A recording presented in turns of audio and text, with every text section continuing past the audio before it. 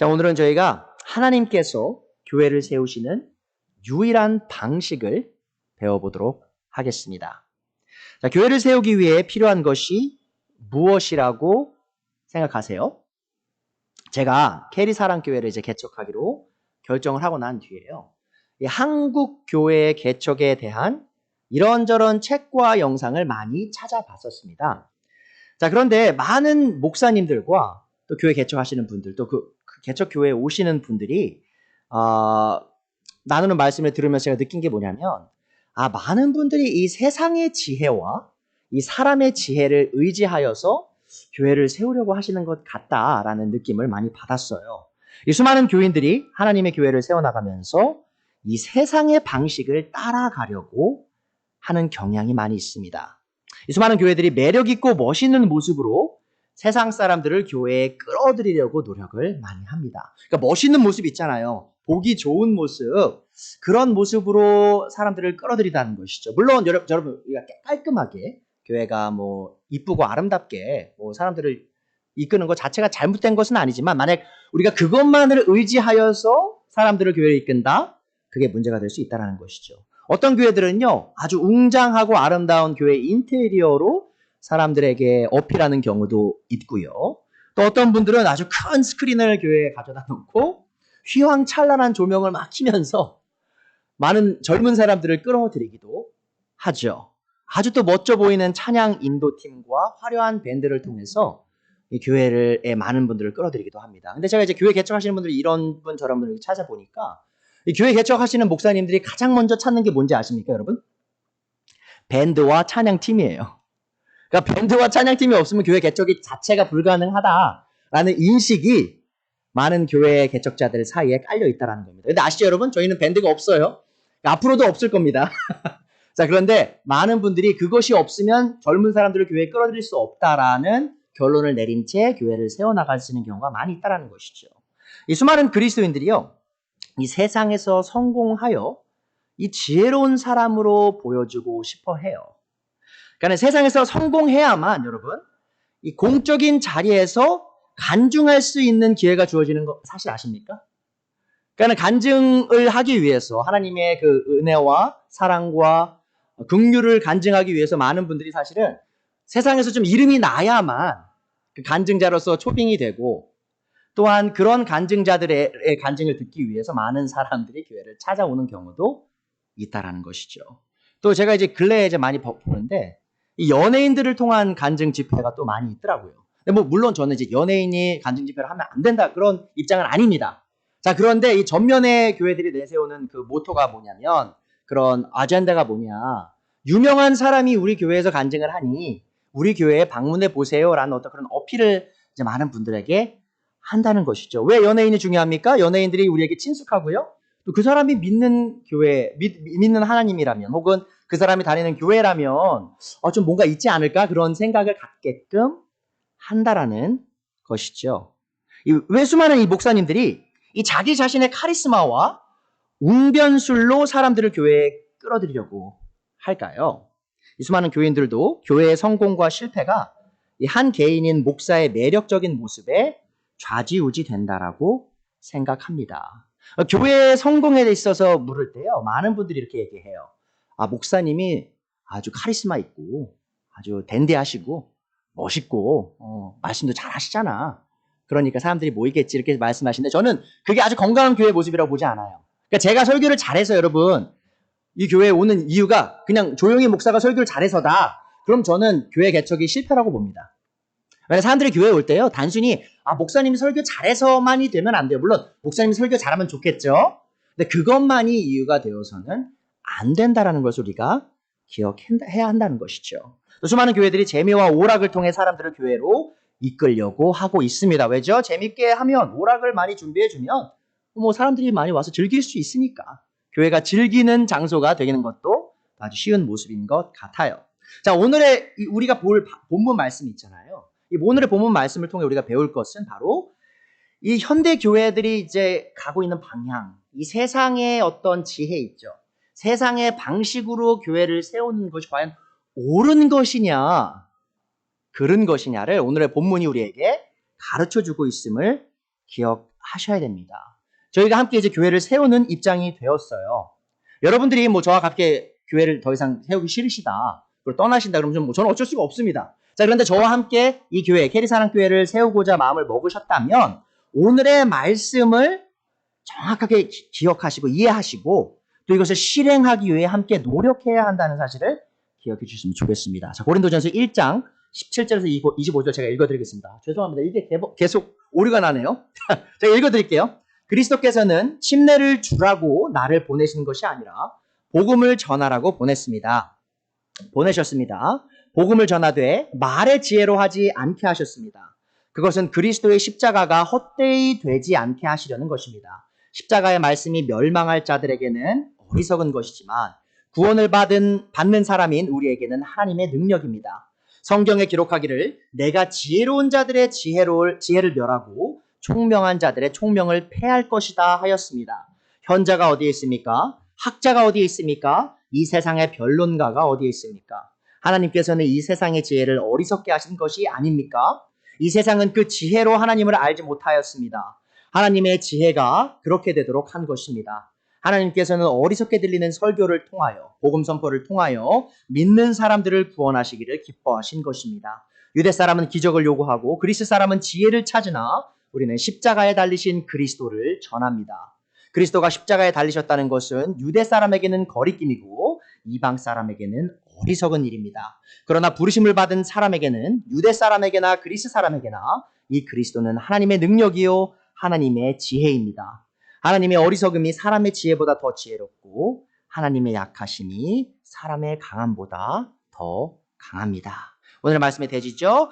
하나님의 교회를 세우는 유일한 성경적 방식은 바로 십자가에 못 박히신 예수님을 선포하는 일입니다. 첫 번째 요지 말씀드릴게요. 고린도전서 1장 17절에 뭐라고 나오죠? 그리스도께서는 침례를 주라고 나를 보내신 것이 아니라 복음을 전하라고 보내셨습니다. 자, 우리가 기억할 게 뭐냐? 바로 십자가의 복음이 하나님의 지혜이기에 우리는 십자가에 못 박히신 그리스도만을 선포해야 한다는 것이죠. 자, 17절 전반부를 통해 우리가 배울 수 있는 건 뭡니까? 바울 사도가 여러 가지 과업이 있었어요. 사도로서 많은 일들을 행했는데 그 중에 가장 중요했던 일이 무엇이냐? 바로 복음을 선포하는 것이죠. 바울은 뭐라고 얘기하죠? 하나님께서 나에게 침례를 주라고 나를 사도로서 보낸 것이 아니라 뭐라고요? 복음을 선포하게 하시려고라고 말하고 있습니다. 그 말이 곧 침례는 중요하지 않다는 말일까요? 그렇지 않죠. 침례에 순종하는 것은 굉장히 중요한 일입니다. 예수님의 명령이죠. 하지만 복음 선포의 그 중요성과 침례를 받는 것의 중요성, 침례를 주는 것의 중요성을 비교하지 해보면 복음을 선포하는 것이 가장 최우선순위에 가야 한다라는 말을 지금 하고 있는 거죠. 자, 우리는 바울이 복음을 어떻게 전하였는지 주목해야 할 필요가 있습니다. 이 세상의 지혜로 하나님의 지혜를 전하려고 하는 것은요, 그리스도의 십자가의 죽음을 헛되게 하는 어리석은 일이라고 바울 사도는 말하고 있어요. 자, 하나님의 지혜인 복음을 세상의 지혜를 사용하여 전하는 일이 얼마나 어리석은 일일까요?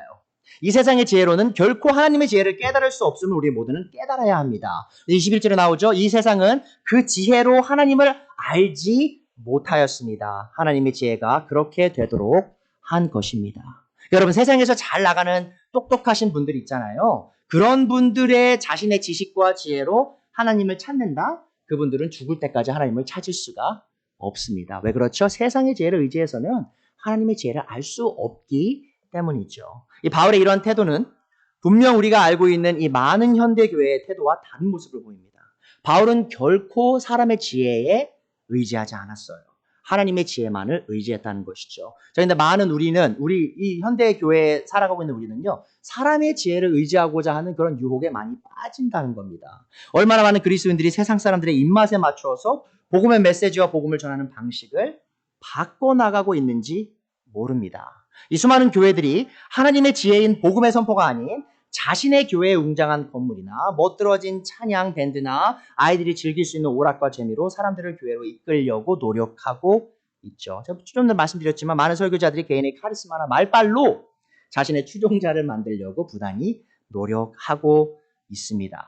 이러한 교회들과 사역자들은 언제나 눈에 보이는 자신들의 사역의 결과에만 혈안되어 있는 분들이라는 것이죠. 더 많은 군중이 모이고 더 많은 프로그램이 돌아가고 더 많은 세상의 칭찬을 받는 것이 그들의 목적입니다. 여러분, 제가 교회에 많은 분들이 오는 것 자체가 틀렸다는 게 아니고요. 교회가 많은 프로그램을 운영하는 것 자체가 틀렸다는 게 아니라 그것이 목적이 되어서는 안 된다는 것을 지금 말씀드리고 있는 겁니다. 자, 하지만 바울은요, 우리 이제 바울 사도가 이 세상의 지혜에 의지하지 않았던 것처럼 우리의 목적 또한 눈앞에 보이는 결과가 되어서는 안 됨을 기억해 주세요. 우리의 목적은 얼마나 많은 사람이 교회에 나오고 단기간에 교회가 얼마나 컸는지가 아니고요. 우리가 하나님께서 주신 복음의 메시지를 신실하게 전하고 있느냐라는 것을 기억해 주셨으면 좋겠습니다. 이 교회가 복음을 전할 때 세상 사람들이 눈에 멋있어 보이고 매력 있어 보이려고 하는 것 자체가 얼마나 어리석은 생각인지 우리 모두는 깨달아야 합니다. 이 십자가에 못 박히신 예수님을 전하는 복음은 애초에 세상 사람들의 귀에 멋지고 매력 있게 들리는 메시지가 될 수가 없습니다. 자, 18절에 뭐라고 나오죠? 십자가의 말씀이 멸망하는 자들에게 뭐라고요?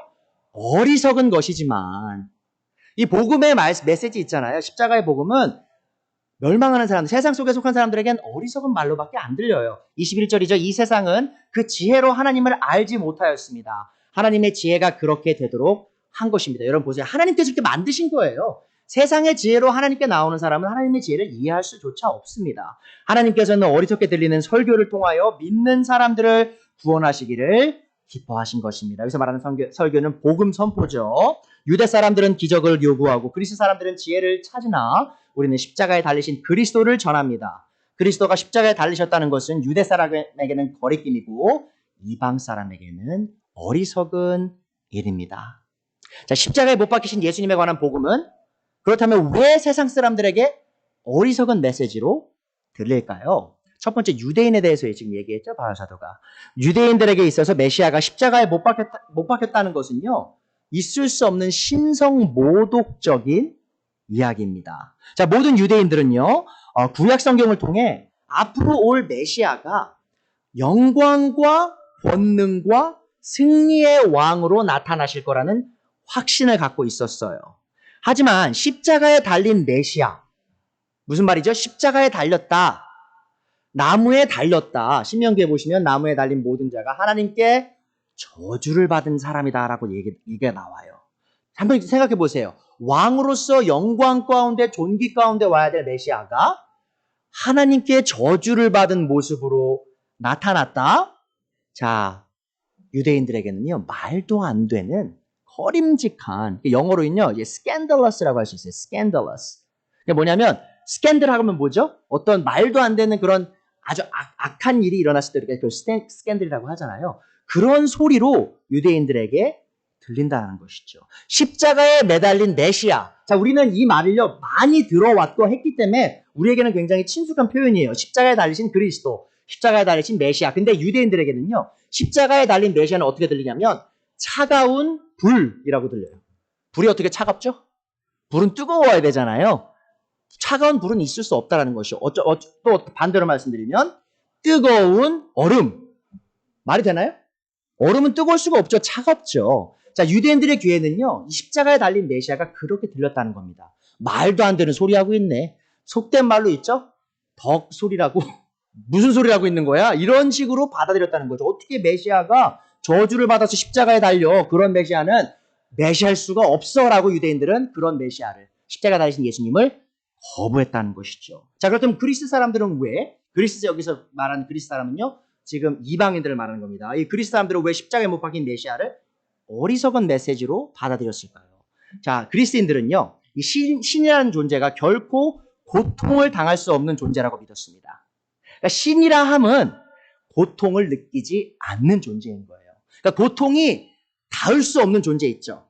그것이 바로 신이다라고 그리스 사람들은 생각했다는 것이죠. 더 나아가 신이 사람과 같이 된 모습으로, 사람의 모습으로 고통을 받고 죽임을 당한다는 개념은요, 그리스인들의 신학 체계 속에서는 상상조차 할 수 없는 일입니다. 여러분이 이제 그리스 철학을 좀 공부해 보신 분들은 아실 텐데, 이분법적인 생각이 그리스 철학에는 있었습니다. 무엇 어떤 이분법이냐? 영어로 이제 듀얼리즘이라고 하는데요. 그러니까는 이 세상에는 물질적인 존재가 있고요. 영계가 있어요.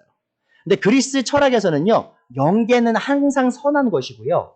육체적인 것, 물질적인 것은 항상 악한 겁니다. 그래서 많은 사람들이 이 육체를 벗어난 것이 영적인 것만 선한 것이다 생각했다는 것이죠. 자, 근데 십자가에 못 박히신 메시아는 뭘 말하고 있죠? 메시아께서, 신인 그분께서, 하나님인 그분께서 인간이 되셨을 뿐만이 아니라 십자가에 달리셔서 그 육체 안에서 고통 속에 죽어갔다. 그 말은요, 그리스 사람들에게 말도 안 되는 이야기라는 것이죠. 그런 식으로 하나님이 그런 식으로 자신을 계시하신다? 그리스 신학책에서는 있을 수 없는 그런 어리석은 이야기였다는 겁니다. 자, 그렇다면 십자가에 못 박히신 메시아에 관한 이 복음이 과연 유대인들, 고대 유대인들과 고대 그리스인에게만 어리석은 이야기냐? 결코 그렇지 않습니다. 여러분, 오늘날 살아가고 있는 이 세상 속에 살아가고 있는 많은 사람들 있잖아요. 이 모든 사람들이 이 십자가에 달리신 메시아에 대한 이야기를 들을 때 그것을 지혜로운 모습이라고 받아들이지 않는다는 것이죠. 그러니까 세상 사람들한테 복음을 전하면서 우리 멋있는 사람들이에요. 아, 우리 한번 와보세요. 우리 지금 너무 사람들 보시기에 아름다운 모습으로 우리 하나님 섬기는 사람들이라고 말하는 게 이 복음과 말이 앞뒤가 안 맞는 그런 모습이라는 것이죠. 이 메시아이신 예수님께서 십자가에서 끔찍한 고통 속에 돌아가셨다는 사실이 시사하는 바는 뭡니까? 그것은 바로 모든 인류가 죄 가운데 있다라는 것이죠. 이 죄가 실제한다라는 겁니다. 그리고 이 실제하는 죄로 인해 메시아이신 하나님의 아들께서 인간이 되셔서 그 죄값을 십자가에서 처리하셨죠. 어떻게 처리하신 거냐? 하나님의 진노 있죠. 죄인을 향한 그 죄값에 해당하는 하나님의 진노를 자신의 아들 메시아께서 대신 감당하셨다는 것이고요. 또한 죄를 향한 하나님의 진노를 벗어나기 위해 필요한 것은 바로 피의 제사였다는 것이죠. 메시아가 피를 흘려서 하나님의 그 죄의 용서, 진노를 벗어날 수 있는 길이 열린다는 것이 바로 이 십자가의 복음이라는 것이죠. 자, 보세요. 하나님 그 보세요. 십자가에 못 박히신 메시아를 믿는다는 것은 자신이 지옥에 가야 마땅한 죄인임을 먼저 인정해야 된다는 겁니다. 여러분, 근데 사람들한테 여러분 죄인이에요. 여러분 죄가 많이 있어요. 근데 많은 분들이 죄인인 건 인정하세요. 왜냐하면 나 죄 졌어요. 다들 짓는데요, 뭐. 이런 식으로 반응하시거든요. 근데 여기서 한 발자국 더 나가서 여러분 근데 그 죄 때문에 하나님의 진노 아래 있습니다. 여러분 하나님의 진노 아래 있을 뿐만 아니라 이제 지옥에서 영원한 형벌에 처하셔야 돼라고 말하면 누가 좋아하겠냐고요. 이렇게 말씀하실 대부분 내가 아무리 죄를 졌어도 그 지옥 가야 될 죄인가요? 난 선한 일도 많이 했는데 나 나름 착하게 살려고 노력했는데 라고 생각하지 그 말을 있는 그대로 그 지혜로운 말씀이군요. 좀 더 듣고 싶은데요 라고 말씀하시는 분은 많지 않다라는 것이죠. 자, 그리고 여러분 생각해 보세요. 하나님이 진노하신다는 말이 세상 사람들의 귀에 아름답게 들릴까요? 진노하는 하나님? 말도 안 되는 이야기예요. 그래서 많은 기독교의 분들이요, 기독교에 있는 많은 그리스도인들이 또 하나님 어떻게 전하려고 하시냐면 이 진노의 하나님에 대한 얘기는 얘기하지 않아요. 사랑의 하나님만 강조를 하죠. 자, 물론 하나님은 사랑이시죠. 자, 근데 그 사랑이 어떻게 표현됐죠? 그 자신의 진노를 자신의 아들에게 퍼부으신 그 사건 속에서 하나님의 사랑이 드러난 거예요. 그러니까 하나님의 진노를 빼면 하나님의 사랑을 얘기할 수조차 없는데 많은 분들이 그 진노의 부분을 빼버리고 왜죠? 진노가 듣기 안 좋고 거북하잖아요. 그냥 구원만 있으면 되지. 그냥 사랑만 있으면 되지라고 생각하신다는 거예요. 또 더 나아가서 피의 제사는 어떻습니까? 하나님이 피를 흘려서 사람을 죽여서 죄 용서하신다고요? 여러분 자유주의 신학 공부해 보시면요 참 흥미로운데 이 자유주의 신학자들은요 이 피의 제사 개념 있죠. 성경에서 하나님께서 죄의 값을 피값으로 요구하신다는 거 어떻게 생각하는지 아십니까? 그걸 원시 신학이라고 불러요. 원시. Primitive theology. 그러니까는 뭐냐면 이분들에게는 신학 체계가요. 계속 진화해요. 그리고 우리가 보고 있는 구약 성경에 나오는 그 피의 제사 있잖아요. 그것은 원시 시대에나 맞는 이야기인 거예요. 어떻게 현대 사람이 피의 제사를 얘기를 해? 하나님은 그런 하나님 아니야. 라고 자유주의 신학자들이 가르친다는 것이 왜 그럴까요? 귀에 듣기에 거북하거든요. 아니 하나님이 무슨 피해 제사를 요구하셔. 그냥 용서해 주시는 거지. 예수님이 돌아가신 것은 그냥 우리 피를 흘려 우리의 죄를 용서하시기 위한 것이 아니라 그냥 좋은 본을 보여주신 거야. 그냥 순교자로서 우리 도덕적 삶을 살라고 그런 본을 보여주신 것일 뿐이지 그 피 흘리신 피가 우리의 죄를 용서하는 것은 사실이 아니야라고 많은 사람들이 생각한다는 것이죠. 자, 한번 생각해 보세요, 여러분. 십자가에 달려서 피를 흘려 하나님의 진노를 다 자신의 몸에 부으셔서 받아들이셔서 우리 죄값을 용서하신 메시아에 대한 그 소식 있죠.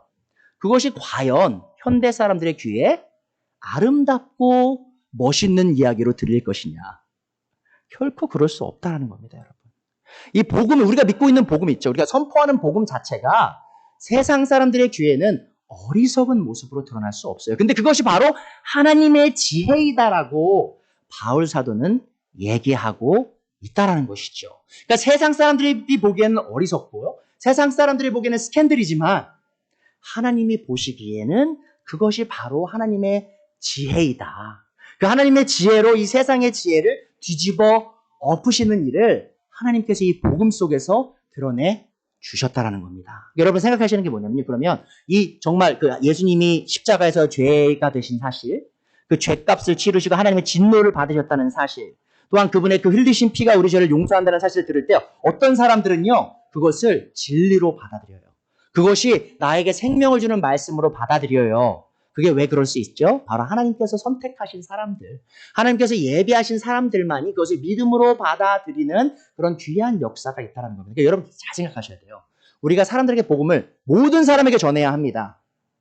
자, 그 말이 곧 모든 사람이 다 하나님을 믿고 우리 교회에 온다는 말은 아니라는 것이죠. 바울 사도는 그렇게 한 거예요.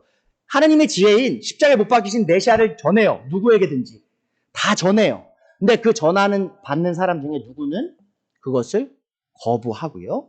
누구는 그것을 받아들여요. 그리고 그것을 받아들인 사람이 그 교회 안에 들어오게 되는 그런 과정을 겪었다는 겁니다. 이해할 수 있으시겠나요? 우리가 교회 성도들을 불러 모을 때 단순하게 이 사람 저 사람 모든 사람 그냥 그 사람들 비유 맞춰가지고 아유 한번 와봐요. 우리가 다 맞춰줄게요. 이렇게 하는 게 아니고요. 바로 이 복음의 메시지를 보여드리는 거예요. 들려드리는 거예요. 그리고 이 메시지가 정말 하나님의 지혜이다 라고 받아들이는 사람만이 그 구원을 받을 준비가 된 사람이며 또는 교회에 속할 준비가 된 사람이다라고 바울 사도는 얘기했다라는 것이죠.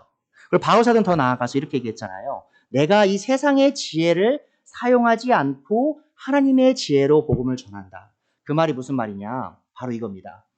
바울 사도의 시대에요. 이 세상의 지혜라고 말하면요. 바로 수사학적 어떤 법칙을 얘기하는 거예요. 자, 수사학 하면 뭐죠? 영어로 이제 rhetoric이라고 하죠. rhetoric. 그러니까 뭐냐면 어떤 내가 웅변가들이 어떤 논리를 사용해 가지고요. 사람들을 설득시키는 거예요. 근데 참 흥미로운 것은 뭐냐면 이 그리스 철학 속에서 이 rhetoric, 이 논리의 수사학이요. 굉장히 많이 발달을 했는데 이게 아리스토텔레스로부터 시작이 된 겁니다. 자, 그런데 이 철학자들 혹은 이 웅변가들이 한 방식이 있어요. 뭐냐면 청중들이 자신의 말을 들을 때 내가 전하는 말이 진리인지 진리가 아닌지는요. 부차적인 일이에요.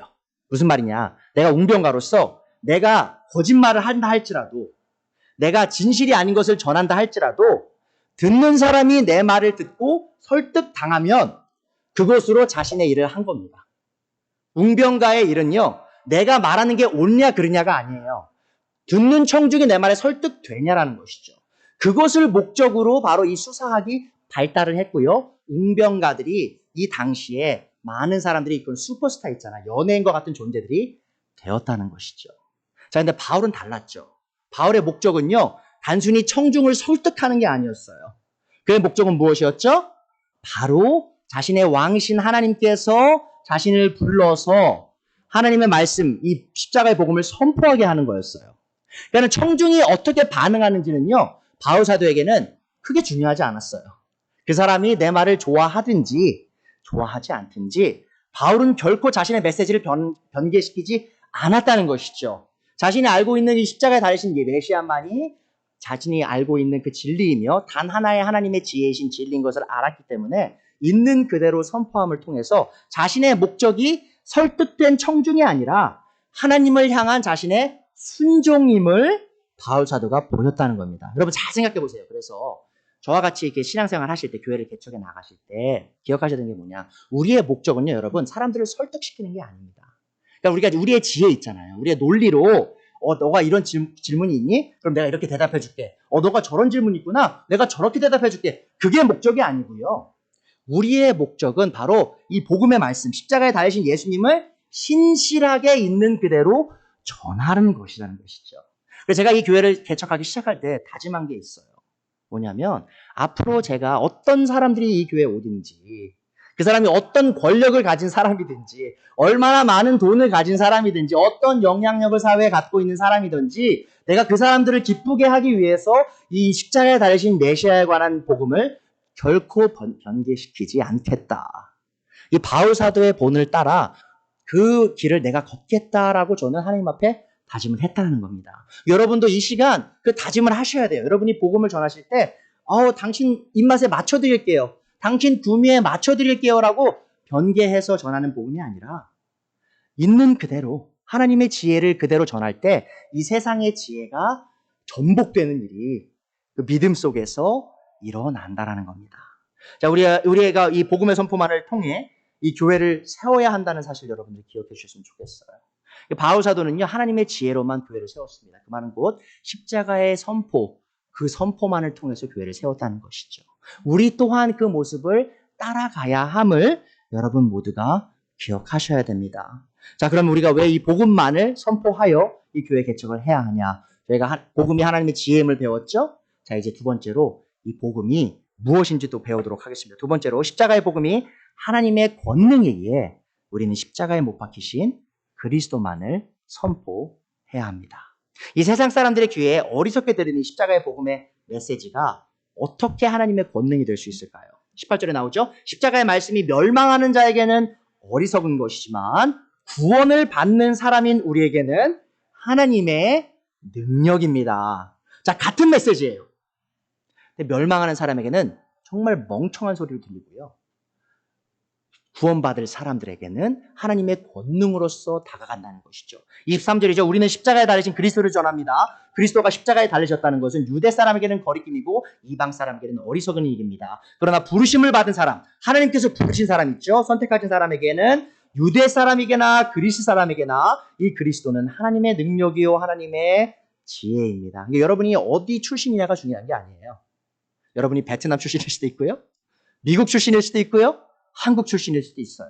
자, 근데 그 출신이 중요한 것이 아니라 바로 이 그리스도, 십자가에 달리신 그리스도의 메시지가 나에게 하나님의 지혜요, 능력으로 다가온다. 그럼 우리가 이제 하나님께 부름받은 자로서 드러나게 된다는 거죠. 25절이죠. 하나님의 어리석음이 사람의 지혜보다 더 지혜롭고 하나님의 약함이 사람의 강함보다 더 강합니다. 자, 복음의 메시지가 하나님의 권능인 이유는 이 복음의 메시지를 듣고 믿음으로 반응하는 자들에게 이 메시지가 효력 있게 일하여서 하나님을 향한 이 반항스러운 마음 있죠. 반항하는 마음을 순종의 마음으로 변화시키는 일이 일어나기 때문입니다. 그러니까 복음의 권능이 무슨 일을 하냐? 바로 죄인 있죠. 불순종의 죄인을요, 순종하는 성도로 변화시키는 일이 바로 이 복음 안에서 일어나게 된다는 것이죠. 이 세상의 지혜는 겉으로 보기에 멋있고 매력적으로 보일지 몰라요. 하지만 이 세상의 지혜는요, 사람의 마음을 변화시킬 수 없습니다. 여러분, 세상의 심리학 있잖아요. 심리학. 교회 안에도 지금 팽배하거든요. 너희 자신을 사랑해라. 뭐 그런 거 있잖아요. 남 사랑하기 전에 너희 자신을 먼저 사랑하세요. 이런 그런 심리학들 있잖아요. 그런 것들의 문제가 뭔지 아십니까? 귀로 듣기엔 좋아요. 마음 편한 얘기 많이 해줘요. 들으면은 막 시원해요, 속이 막. 내가 하고 싶은 말 이렇게 해주시네. 그러면 좋아요, 다. 그리고 웃기도 하고요, 울기도 하고요. 자, 근데 문제는 뭐냐? 이 세상의 지혜를 듣고 난 뒤에 문제는 뭐냐? 그걸 울음으로 반응한 사람, 웃음으로 반응한 사람의 마음이 변화되지가 않아요. 왜 그렇죠? 세상의 지혜는요, 사람의 마음을 바꿀 수 있는 권능이 없다라는 겁니다.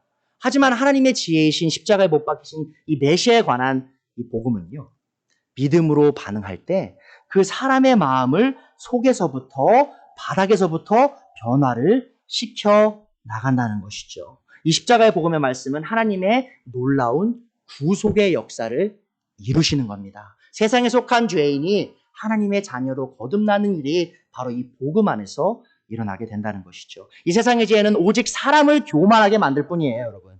세상의 지식을 계속 쌓아요. 세상이 기뻐하는 지식을, 지혜를 계속 알아가요. 그럼 그거 끝이 뭔지 아십니까? 교만이에요. 내가 너보다 더 잘 알아. 자, 그런데 하나님의 권능인 복음은 거룩하고 위대하신 하나님 앞에서 자신이 얼마나 보잘것없고 더러운 죄인인지 바라볼 수 있는 그런 변화를 이룬다는 겁니다. 그러니까 하나님의 지혜를 받아들인 사람은요, 겸손할 수밖에 없다라는 것이죠. 세상의 지혜의 끝은 교만인데요. 하나님의 지혜의 끝은 겸손이라는 겁니다. 이 세상의 지혜는 오직 사람을 교만하게 하고요. 하나님의 권능인 복음은 우리를 겸손하게 한다. 기억해 주시고요. 이 세상의 지혜는 듣기에 그럴듯해 보이고 잠깐 사람의 마음을 즐겁게 할 수 있지만 이 십자가의 말씀, 이 복음은요. 죄인의 마음에 영원한 만족을 줍니다. 여러분 귀에 좀 거슬릴 수 있어요. 복음의 말씀이. 십자가에 달리신 메시아에 관한 이야기가 내 마음을 좀 불편하게 할 수 있어요. 왜냐하면 죄책감이 들잖아요. 내 죄에 대해서 계속 다루는 거잖아요. 자, 그런데 그 마음을 열고 그 죄책감을 받아들이고 나를 위해 돌아가신 그 메시아를 내 마음에 안에 받아들일 때 어떤 일이 일어나냐? 세상이 줄 수 없는 그런 만족이 내 마음에 들어오게 된다는 거죠. 왜 그렇죠? 전 우주를 창조하신 그 창조주께서 내 마음에 들어와 내 마음에 있는 그 홀 있잖아요. 구멍들을 가득 채우시기 때문이죠. 이 세상의 지혜는 사람들의 마음을 변화시키지 않은 채 겉으로 조금 행동을 바꿀 수 있어요. 우리 오은영 박사님이나 뭐 이런 아동 활동한 발달에 관련된 이제 심리학을 하시는 분들 얘기 들어보면 참 오르신 말씀 많이 해요.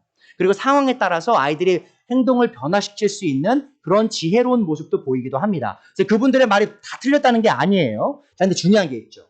문제가 있는 아동이 오은영 씨 같은 그런 심리학자들에 의해서 어떤 정신의학에 의해서 바른 행동을 하는 아이로 바뀌었어요. 근데 그 아이가 정말 변한 건가요? 그러니까 그 행동이 자신의 문제가 있던 그 행동 하나를 고쳤기 때문에 이제는 정말 하나님 앞에 거룩한 자녀로 거듭나게 된 건가요? 아니죠. 여전히 죄인이에요.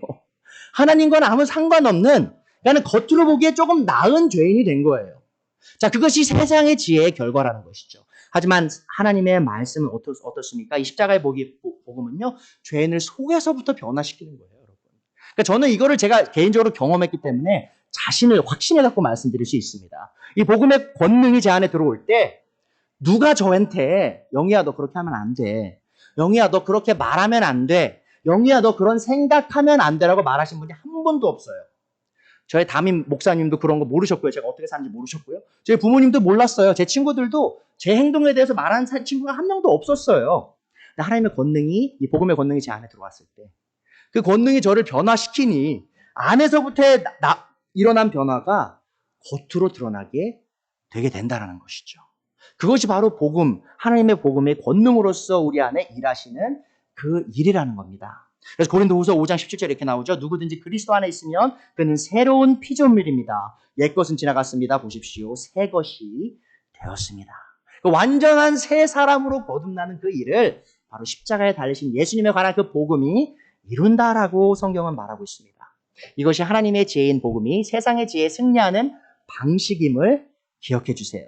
이 세상의 지혜는 귀로는 듣기 좋을지라도 사람을 그 마음에서부터 변화시킬 수 있는 권능은 없지만 이 복음은 귀로 듣기 거북할지라도 믿음으로 받아들여질 때 마음으로부터 변화시켜서 완전한 새로운 피조물로서 사람을 바꾼다는 겁니다. 자, 20절에 나오죠. 현자가 어디 있습니까? 여기서 말하는 현자는 그리스 철학자입니다. 학자가 어디 있습니까? 여기서 말하는 학자는 유대교 서기관이에요. 이 세상에 변론가가 어디 있습니까? 바로 로마 웅변가죠.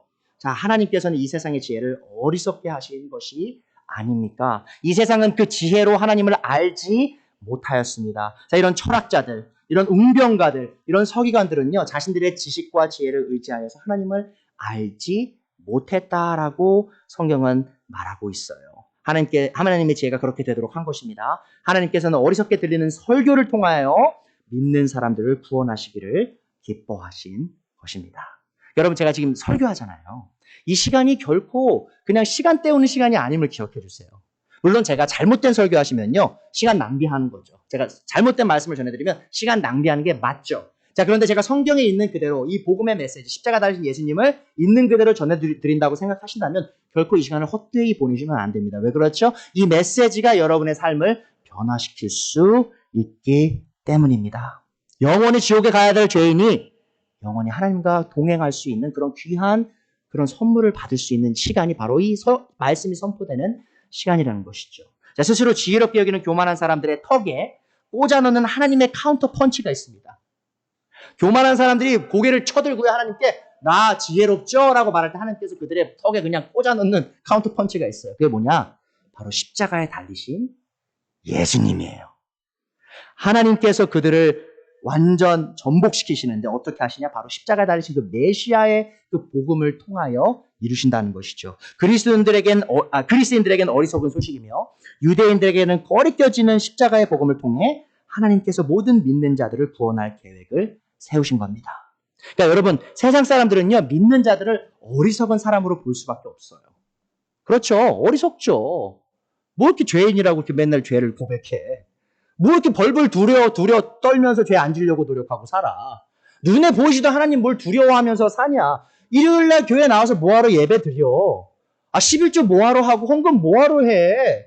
그거를 투자하면 더 나은 노후를 얻게 될 텐데 세상 사람들에게는 우리가 어리석어 보이잖아요. 자, 그런데 보십시오. 그런 어리석은 자들을 하나님께서 높이신다는 겁니다. 그를 통하여 하나님께서 세상의 지혜를 없는 것과 같이 만드시고요.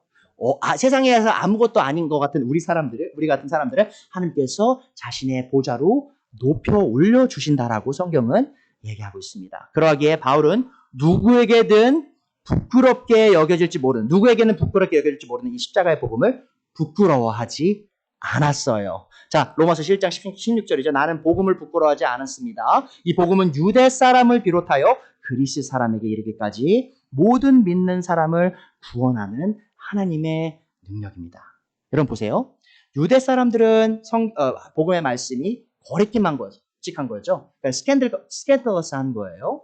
자, 그리스 사람들에게는 그것은 어리석은 모습이에요. 하지만 그 사람이 유대인이든 그리스인이든 그것을 믿음으로 받아들인다면 하나님의 구원에 이르는 하나님의 능력이기 때문에 이 바울 사도는 복음을 선포하기를 부끄러워하지 않았다라는 겁니다. 여러분들 마음속으로 그런 생각 들으실 수 있어요. 내가 우리 좀 전도 좀 하고 싶은데 좀 용기가 안 나요. 좀 두려워요.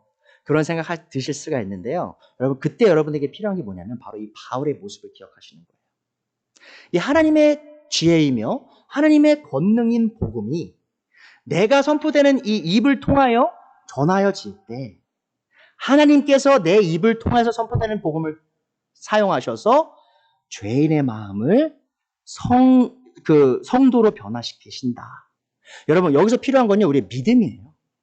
우리가 정말 그 하나님의 권능을 믿느냐, 하나님의 지혜의 권능을 믿고 있느냐, 그걸 믿으시고요, 부끄러워하지 마시고 바울 사도처럼 선포하셔야 한다는 겁니다. 우리는 여기서 바울이 교회를 세운 방식이 무엇인지 주의 깊게 살펴볼 필요가 있습니다. 앞에서 말했듯 수많은 교회들과 사역자들이 이 세상의 지혜로, 세상이 기뻐하는 방식으로 교회로 사람을 이끌려고 하고 있죠.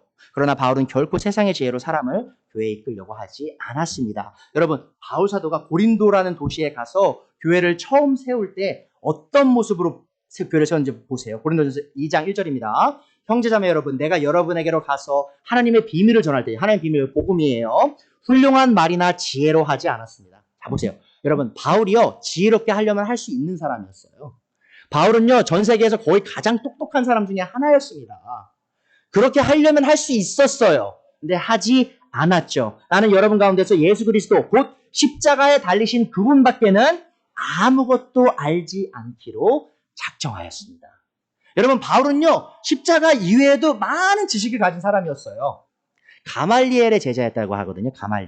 가말리엘은요, 지금 유대교에서도요, 13명에 해당하는 위대한 랍비 중에 한 사람이에요. 엄청난 지식을 소유한 사람의 수제자였던 사람이 바울입니다. 그리고 그 수제자를 직을 하기 전에 다소라는 도시에서 시실리아라는 다소라는 도시가 철학적으로 굉장히 유명한 도시입니다. 그리스 철학도 섭렵한 사람이 바로 바울이에요. 그리고 웅변술이나 수사학에 대해서 다 공부를 했던 사람이 바로 바울이라는 것이죠. 자, 근데 그게 지금 뭐라고 말합니까? 내가 한 가지 다짐한 것이 있다. 내가 그 모든 것들 다 알지만 그런 것들을 다 무시하고 한 가지만 알려고 했다. 뭐죠? 바로 십자가에 달리신 예수님. 여러분 가운데서 무슨 말입니까? 고린도 교회를 세워가는 가운데, 고린도 성도들 가운데 내가 그리스도 예수님 위에, 십자가에 달리신 그 예수님 외에는 아무것도 알지 않기로 했다라고 다짐했다고 말하고 있죠. 내가 여러분과 함께 있을 때 3절입니다. 나는 약하였으며 두려워하였으며 무척 떨었습니다. 한번 보세요, 여러분. 바울도 사람이죠. 바울도 두려울 때가 있었어요. 자, 근데 바울이 이때 특히 왜 두려워했을까요? 고린도 교회는요, 이 로마 제국에서 아주 큰 도시 중에 하나였습니다. 그래서 거기에 순회하는, 그리고 또 항구 도시였어요. 그래서 순회하는 많은 웅병가들이 있었습니다. 그래서 거기서 유명하게 아주 멋있게 말하는 사람들이 굉장히 많이 온 도시였어요. 그래서 사람들이 어떤 설교자라든지 웅병가가 온다. 그럼 다 몰려가지고 그 사람이 얼마나 말 잘하는지 다 지켜봤다는 거죠. 바울은 그걸 잘 알았어요. 자기가 가서 말씀을 선포하기 시작할 때 사람들이 모여서 자신의 말이 얼마나 어리석은 말인지, 전에 어떤 웅병가는 저렇게 멋있게 얘기했는데 바울이라는 사람은 뭐야? 헛소리만 하고 있잖아. 웅변술도 사용 안 하고 있잖아. 내 교회를 즐겁게 하는 말도 안 하고 있잖아. 내 죄에 대해서 얘기하고 있잖아.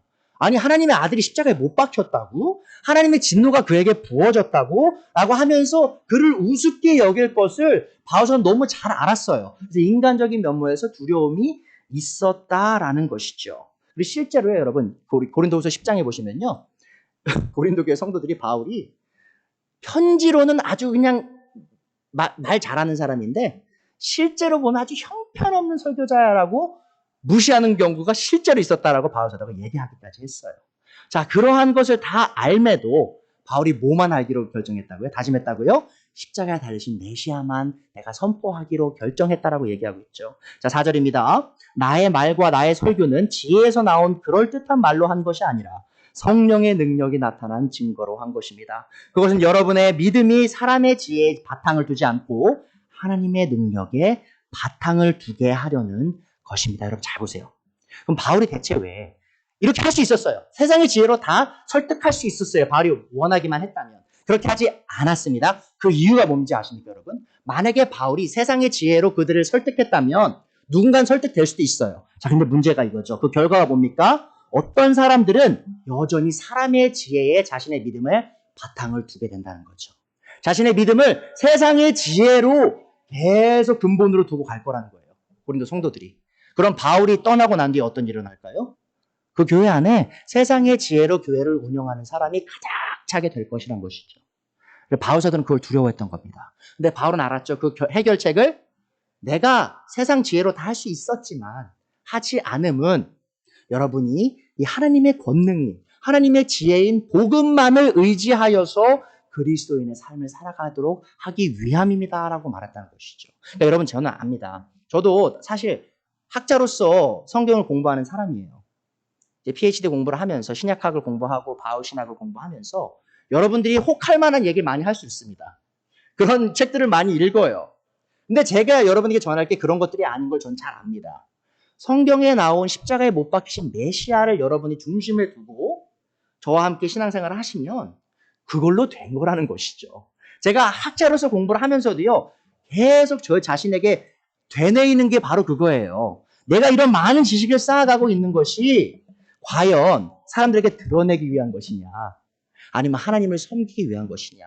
그 기준을 잘 가늠할 수 있는 그 기준이 무엇이냐? 바로 제 삶에서 제가 십자가에 못 박히신 메시아만을 내가 바라보고 있느냐, 내가 그분의 삶을 내 안에서 드러내고 있느냐가 그 성공과 실패를 가르는 그런 기준이 된다라는 것이죠. 여러분 이제 아시겠습니까? 왜 우리가 이 십자가에 못 박히신 메시아를 선포함을 통하여만 이 교회를 세워야 하는지. 여러분 우리가 세상 방식으로요, 교회를 좀 더 크게 키울 수 있습니다. 좀 더 빠르게 사람들을 늘릴 수 있어요. 하지만 그렇게 하지 말아야 될 이유가 뭐냐? 그렇게 하다 보면 사람들이 계속해서 교회 안에서도 세상의 지혜를 끌어들여서 십자가에 달리셨던 메시아가 중심에 있는 것이 아니라 사람의 지혜가 중심이 된 교회로 이 교회가 자라나갈 수 있다는 것이죠. 자, 그것은 제가 차라리 교회를 안 세우느니만 못한 일을 하고 있는 거라는 겁니다. 여러분, 제가 지금 저희 적은 가정들이잖아요. 근데 제가 한 가지 확신한 게 이겁니다. 뭐냐면, 여러분 각 가정, 여러분 한 혼이요. 이 십자가에 달리신 메시아의 그 지혜와 권능을 믿고 실행하신다면 하나님께서 여러분의 삶을 통하여 이 교회를 강하게 세워나가실 것이라는 것이죠. 여러분, 저만을 통해서 일하시는 게 아니고요. 여러분 각각 개인 가정들, 개개인을 통해서 하나님께서 이 교회를 강하게 세워나가실 것이란 겁니다. 자, 그게 어떻게 가능하냐? 바로 십자가에 달리신 그 예수님을 중심으로 우리가 그분을 선포하며 그분의 삶을 살아나갈 때 그 일이 가능하다는 것을 기억하셨으면 좋겠습니다.